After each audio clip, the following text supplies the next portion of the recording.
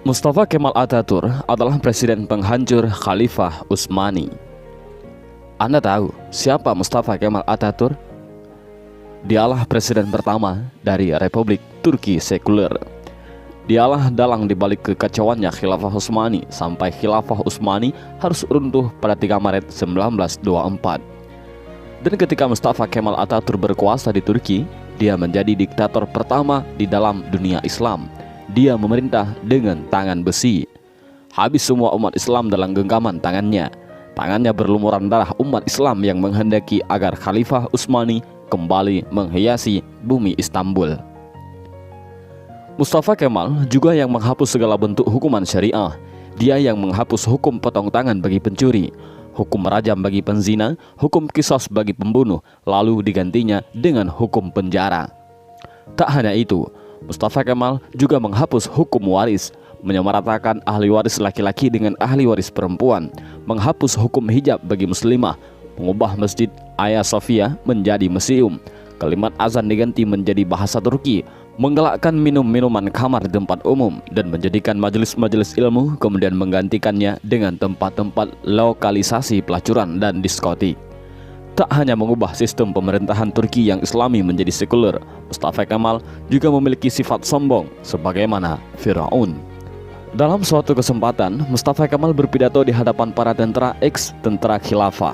Dalam pidatonya itu, Mustafa Kemal membanggakan dirinya dengan berkata, "Kini sekarang siapa yang berkuasa, aku atau Tuhan?" Dengan perasaan takut, para tentara itu serentak mengucapkan, "Andalah paduka yang kami takutkan sekarang." Mendengar jawaban dari para tentara itu, senyum kesombongan mengukir di bibir Mustafa Kemal. Tapi semua itu berhenti ketika periode akhir Oktober 1938. Saat itu, Mustafa Kemal awalnya menderita penyakit kulit, namun Mustafa Kemal menderita penyakit tambahan yakni malaria, lever, dan penyakit kelamin. Dokter pribadinya pun memberi salep dan dioleskan di kulitnya yang luka karena garukan dari kukunya. Dr. Abdullah Azzam dalam bukunya Al-Munaratul Mafkudah menjelaskan prosesi ajal Mustafa Kemal Atatürk yang sangat mengerikan. Menurut Dr. Abdullah Azzam, sebuah cairan berkumpul di perutnya secara kronis, ingatannya melemah, darah mulai mengalir dari hidungnya tanpa henti. Untuk mengeluarkan cairan dalam tubuhnya, dokter pun menusuk jarum di perutnya. Tapi hasilnya perutnya membusung dan kedua kakinya membengkak. Wajahnya pun menjadi pucat pasi dan terlihat seperti tengkorak. Mustafa Kemal yang sedang sakit menderita itu, kesehariannya dilengkupi rasa panas yang luar biasa. Bahkan, gatal-gatal dari tubuhnya semakin menjadi-jadi, hingga dia merasa tak tahan lalu menjerit sampai terdengar di seluruh istana. Para pekerja istana sangat ketakutan. Ketika Mustafa Kemal sudah menjerit karena kesakitan, badannya yang panas hingga melebihi suhu normal membuatnya tak mau masuk istana. Dia meminta dibawa ke tengah-tengah laut untuk menurunkan suhu tubuhnya, tapi suhu tubuhnya selalu naik dan malah panas. Syekh Dr. Said Husin Al-Afani dalam kitabnya Al-Jaza min Jinsil Amal mengisahkan bahwa sebenarnya Mustafa Kemal sudah mulai menderita kanker hati pada tahun 1936. Tapi anehnya para dokter yang mendiagnosa baru mengetahui Mustafa Kemal terkena kanker hati pada tahun 1938. Dan puncaknya, pada pagi hari tanggal 10 November 1938, Mustafa Kemal dinyatakan mati oleh tim dokter. Sakratul maut yang amat mengerikan bagi pengkhianat dan penghancur Khalifah Utsmani. Bahkan ketika akan proses pemakaman pun, para ulama Turki menolak untuk menyolatkan jenazah busuk Mustafa Kemal.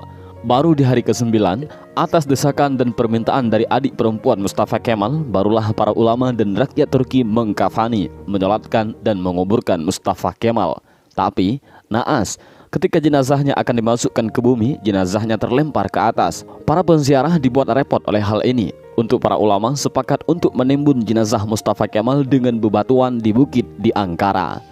Baru setelah 15 tahun matinya Mustafa Kemal, jenazahnya kembali untuk dikubur. Tapi lagi-lagi, bumi menolak jenazah Mustafa Kemal. Hingga akhirnya jenazah Mustafa Kemal dimasukkan ke dalam Museum Etnografi di Ankara, Turki. Jenazahnya ditimbun dengan bebatuan marmer yang bobotnya sampai 44 ton. Dan jika Anda pergi ke Museum Etnografi di Turki untuk melihat makam Mustafa Kemal, para pemandu museum pasti akan menyemprotkan parfum yang paling wangi ke pakaian Anda. Sebab Jika Anda sudah mendekati makam Mustafa Kemal, pasti akan tercium bau yang lebih busuk dari bangkai. Pihak museum pun mengakui jika sumber bau busuk itu bukan dari WC ataupun septic tank yang bocor, melainkan di areal makam Mustafa Kemal Atatürk.